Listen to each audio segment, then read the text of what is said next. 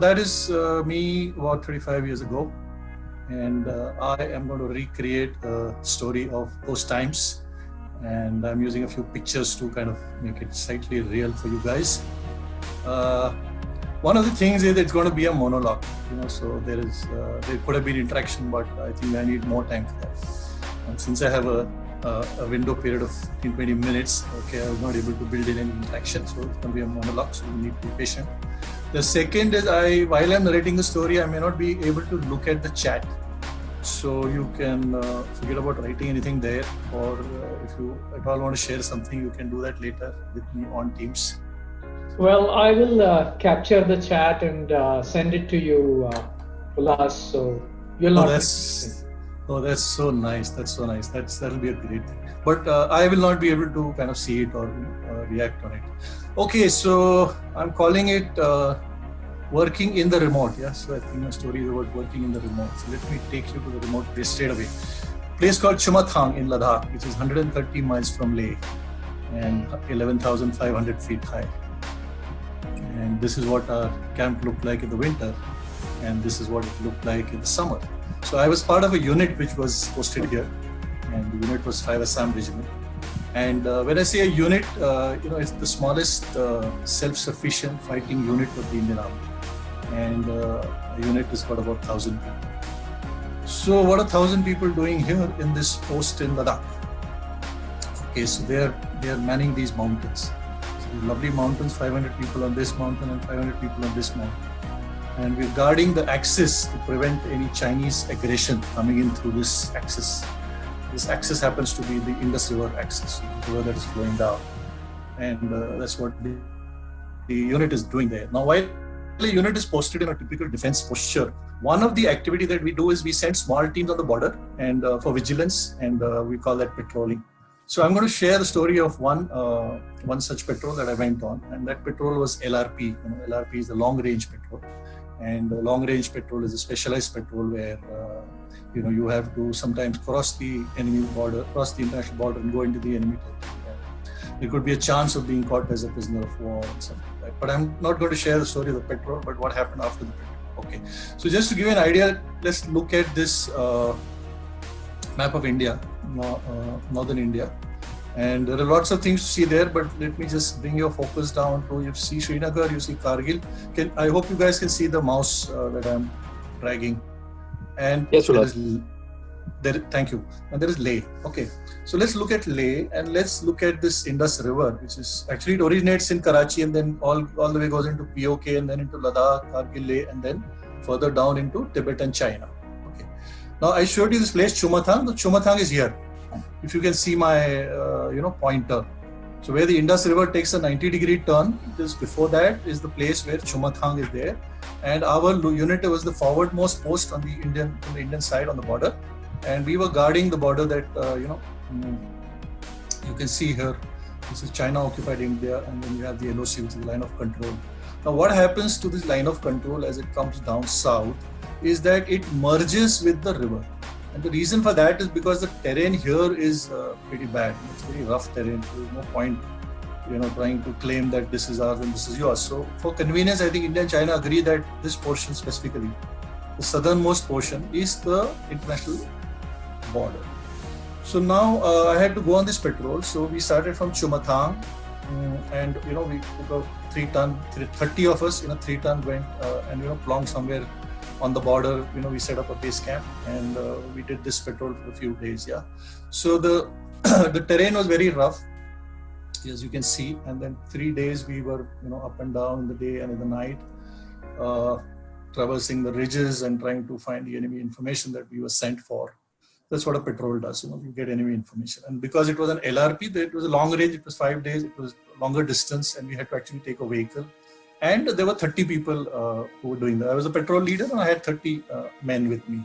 Yeah? So we did this patrol successfully, and we returned back to our temporary base camp, which was there on the international border. And it was winter, so you can see that all of us are on white parkas. It was middle of December and the temperature was between -5 to -10 degrees. And happily, we came to the camp, and we got a good meal to eat because 3 days we were surviving on dry rations. So we got a good meal. This was on the 4th day evening. So we rested well. And this was on the 4th day. Yeah, so 5th day we had to go back. So the next day morning we had our 3-tonner waiting. It came out of the hiding.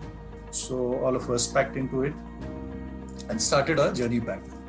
So about 2 hours on the road, driving along the IB, along the Indus River, the driver felt that the vehicle was getting heated up. And because it was getting heated up, he wanted to look at the radiator and probably put some more water in the radiator. And therefore, the nearest source of water obviously was the river. So the driver took the vehicle near the river, and he had to get down and take his ice axe and dig a few holes and siphon out water in his jerry can and bring it to the truck. But the driver was over smart. He thought the river is frozen, so let me drive on the river and go as close to the water as possible. So he drove on the river, and obviously what happened? The truck went in the middle of the river and sank. It was frozen all right, but it was good to walk on it, but not for a 3-tonner truck and 30 people sitting inside. What an idiot he was. So I gave him the choicest of galis and I said, what the bloody hell. Anyway, so we were in the water and my heart sank and I said, we are in big trouble. I didn't have to look at a map to know that we were on the international border, because I was clearly instructed that this is the international border. So we quickly got down. The ice was really solid, but we looked around the wheels and saw that the wheels, again the water had kind of jammed in and frozen. So I got into the driver's seat and I started the engine. I said, let me just try and put my mental kind of aggression and see how I can pull the vehicle out. And I raised and revved up the engine. Nothing happened. The wheels didn't even move. So I got off and we made teams of 4 people with their ice axes. We dug the ice around the wheels to free the wheels. And then I again got back and I again tried to move. Now this time the wheels moved and they threw up a lot of ice, but the truck did not move. No way the truck was going to move. Yes.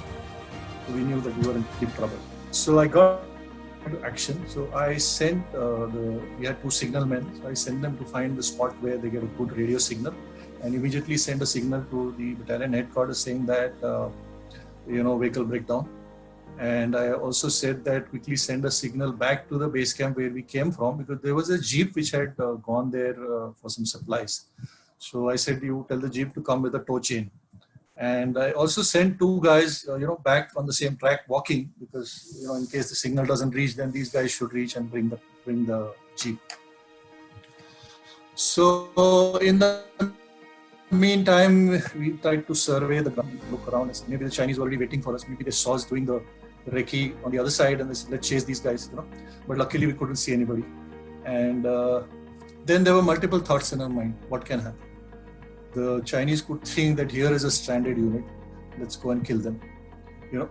Just send some artillery shells and blast them. Or they may want to come in a larger strength and capture us as prisoners of war. Or they just want to shoot from there and scare us and make us run away. So multiple things could have happened. So I knew that we couldn't hang around here for long. So we had to find an exit. So there's nothing else that we could do. So we looked at setting up 2 observation posts on the hill. So on the right side is China, and on the left side is this is China and this is India. Right? What is separating the 2 is the river. So we were on the left-hand side. We said that if at all there is any movement, then we should be able to spot it quickly and get into action. And then we had, we normally when we go on a patrol, we travel light. So we had weapons. Okay, let me give you another view of the same. This is not the actual picture, but this will give you a slightly, bird's eye view of, what it would be like. So this side is China and this side is India. And imagine that the river is frozen. Also imagine if somebody took an aerial photograph, the truck would stand out like a sore thumb, So imagine this was a track and, somewhere here in the middle of the river is the truck. Okay, so we climbed up on this and we tried to look at, what possible access where enemy could come from, and then, where do we deploy our... So I was talking about the weapons, right? So we travel light, but we have our basic weapons. So 30 people would typically be a small platoon. So in that we have a 2-inch mortar. It's like a high trajectory weapon, so which we could, launch across the mountain. Then we had a rocket launcher, which basically can destroy any vehicle while thought came to my mind that let's destroy this vehicle with our own rocket launcher. That thought quickly went away because that would be ridiculous to create more attention and still leave the remains in the middle of the river. It was not a wise thing to do. So we found a place for the rocket launcher. We found a place for the 2-inch mortar. We said, okay, let's. In the meantime, we saw the jeep coming. That was a big sigh of relief. So we got the jeep near the. Let's go back to if I were to look at this situation now, I would call it VUCA. Very unbelievable, challenging and amazing situation. So we came back here. We got the jeep as close to the river as possible. We pulled out the tow chain, and unfortunately, the tow chain was too short. It wouldn't reach the truck, which was right in the middle. We looked around, and luckily, we found some signal cable inside the truck. I think some single people had probably used the same vehicle, so they had left their some roll of signal cable there. When I say signal cable, it is that steel cable which you typically find for hanging between poles. So we got that signal cable, we tied it to the tow chain, and we extended the tow chain, and we managed to, have kind of double wrapped and all set. The 3-ton, we tried to free the wheels, and then some of us were pushing the truck, because at the end of it, the truck is a huge vehicle and the jeep is pretty small. But there's nothing else to do, so let's take a chance. So we revved up the engine, a lot of roaring sounds, and nothing, only sounds, no movement. Try some more. So again, we freed up the wheels, and then again, let's try with renewed aggression. So again, we tried the same thing, a lot of roar, and what happened? And the tow chain broke, cracked. So there was no way this jeep was going to get the truck out. The tow chain broke, and that was the end of it. So I reconciled to the fact that we have to spend the night there. So I thanked the jeep guy. They're from RAW, Research and Analysis Wing. 2 guys sit right in the front. So they were nice enough to bring that jeep. I said, thank you very much. You can go back. And then I asked guys to unload the truck, all the weapons and ammunition and everything. Also food, because we had finished a 3-day before. At the end of it, we had a good dinner previous night. And in the morning, the cook had, we had breakfast, and the cook had prepared packed lunch.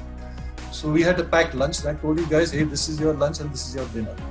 So be very careful when you're going to have it. So we unloaded the truck, and then we decided to deploy ourselves. Okay, so we went up the hill, and we tried to find positions where we can, get a good line of sight. At the same time, they're completely concealed. So we had this weapon, which is the light machine gun. That's the only automatic weapon that we have, which can fire long range, automatic burst fire, which has a bipod. So the idea is to actually lie down on the ground and look at the line of sight and the view that you get and the range across which you can fire. Yeah, and at the same time, you need to be concealed so that the enemy from the opposite side is not able to see you. So it takes a little bit of drill that we do to get to the right position, and we had to do that for each and every. We operate in a buddy system, so the 2 riflemen are together, the 2 guys with the light machine gun, and we deploy. The idea is to maximize the firepower. Using the existing firepower, we need to create the maximum impact on whatever enemy that we are targeting at. So we achieve. Yeah, you must be thinking a lot of photographs and who these guys are. Okay, here you might recognize somebody. Yeah, so in the middle there's a guy who was the patrol commander. And so having deployed, so basically 3 essential things that we had to do. One is we had to maximize the firepower. Second is we had to ensure fire discipline. And the third was what we call as an exit plan. So the first was done. We had adequate firepower and we had deployed it in a best possible way at that time. And this next one was fire discipline. Yeah. So fire discipline is that just because you have a gun and you have ammunition doesn't mean that you keep shooting around, right? So basically we need to inculcate and we need to follow fire discipline. It's one of the most difficult things during war. So I had this task of kind of making sure that everybody knows. So I had to go to each and every guy and ask him कि सामने दुश्मन दिखेगा तो क्या करेगा? सब fire नहीं करेगा, फायर नहीं करेगा, नहीं सब फायर करेगा, लेकिन आपका सिग्नल देखने के बाद फायर. Good, शाबाश. So I had to do that with every guy. So what is the signal that I had? The signal was that I was carrying a Sten gun. It's 9mm Sten gun, which you can fire from the hip or from the shoulder, and it is capable of doing burst fire, rapid fire. While all the other guys are having a rifle, 7.62 mm rifle, which is capable of firing single shots, but it has a longer range. You can target an enemy 300 to 500 meters away and with fair accuracy. While a Sten gun is typically a weapon used for close combat. But as officers, it is a style that we carry a Sten gun and everybody carries a rifle. Anyway, so the signal was that I will fire the first burst. Till you hear that, you will not open fire. And I had to do this with each of these guys, make sure that they listen to what I've said. Yeah. So then, that having done, the third part was the exit plan. For whatever reason, if there is bombing or if there is a situation that we cannot hold on to the ground anymore, then we need to retreat. And the way to retreat is what we call as a fire and move. And for that, I was to give a signal, and I said I'll give a signal of we carry a very light pistol, and with the pistol I said I'll give a signal of red over red. That means I'll fire 2 red pellets, which will flare up in the sky, and that's a clear signal for everybody to retreat. So when you retreat, means there's one team that will continue to fire and engage the enemy, while the other team will take a backtrack, and then they will take a position and they will open fire, and the first team moves, and that's a fire and move kind of a drill. And then we had decided a point where we would meet on the map, so we have these detailed maps with us so that we know each and every spot on the town. So these were the 3 things that we did, and then we said, okay, now we are all set. Okay, so again, imagine that it is okay. So the day went by and it was the evening, So imagine, and it was winter. So imagine the snow everywhere, and this is frozen, and the truck is here, and it was a half moonlight. So the thing is, in a place like Ladakh, there is a rarity of atmosphere. So where on one hand there is, because of less oxygen, you get tired very fast, but visibility is very good because the air is very clear. So we had good visibility, and we were somewhere on this hill feature here. Yeah, you can just imagine, because this is not the actual picture. Right? So we waited. We said, "Chalo, first light happened, then midnight happened, and then after about 1 o'clock, we could see some enemy activity here. We could see some movement here. Yeah, I think you guys can see my mouse. So on the slope there is a little, hill kind of a protrusion here. So here we could see some movement, and we counted not 1, not 2, not 5, not 10, 14 of them, 14 Chinese soldiers. They crossed over and kind of took position here and were closely observing our truck and trying to look on the other side for any movement. And I was very confident that we were completely entrenched and we couldn't be seen. So this went on for about, our guys were all excited, because they saw Chinese people coming in. 14 guys here. So after about 20-30 minutes, they started moving down.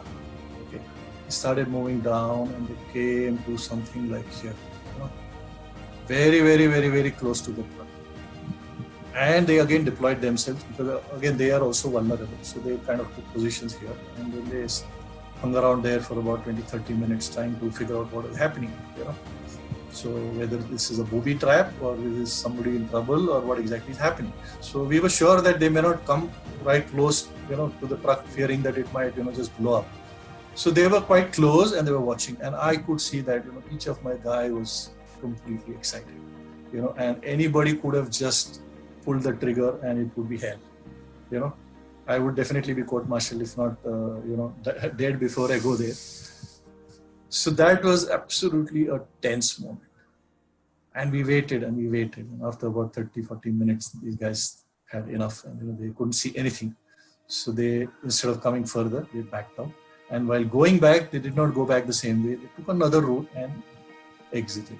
So we waited till the last guy was out of sight, and we kind of heaved a sigh of relief. Yeah, but that was not it, because now they can go back, they can reinforce, they can come back. Now they know the location, they can give the grid reference and have the artillery, fire a few bombs. Or they just fire, come back and fire randomly so that we just get scared and run away. Or they might actually want to take 1 or 2 and, see that we got a price catch back, as prisoners of war. So anything could have happened. So we had to continue in our alert deployed position the whole night. And the next morning for the first light, because typically first light is a time when, a lot of these conflicts happen. And I forgot to mention that when we took the position, we also sent a signal to ask for a recovery van with describing the situation. So the recovery camp van came in about morning 9-10 o'clock, and we managed to pull the truck out successfully with whatever equipment these guys had bought, and then we loaded in the truck. We were not triumphant, we were dead tired, and we began our journey back to our unit at Chumathang. So we reached Chumathang, we got a jubilant welcome from the guys there, but if you looked at my team, they were not too happy. Yeah, you can see their faces. Yeah, the reason is these are all trained soldiers. They had weapons. The weapons had ammunition, and there was enemy in the front, and they could have killed each one of them like sitting ducks, but they were deprived this pleasure. Yeah, the ultimate pleasure for a soldier is to use his weapon and kill the enemy. They were deprived, and they were so close to it, so they were completely disgruntled. So I told them, hang on, tomorrow let's go to the firing range. Yeah, and then let's put these 14 targets there, and then then let all the firepower go on. And get that satisfaction. And not only did they do that, but they also took their bonnets and then shoved them into the targets to make sure that the Chinese were really dead. All right, guys, thank you for the patience. Assam Regiment is the regiment that I work with, and Tagda Raho is our salutation. And that's what I would like to end with. Thank you very much.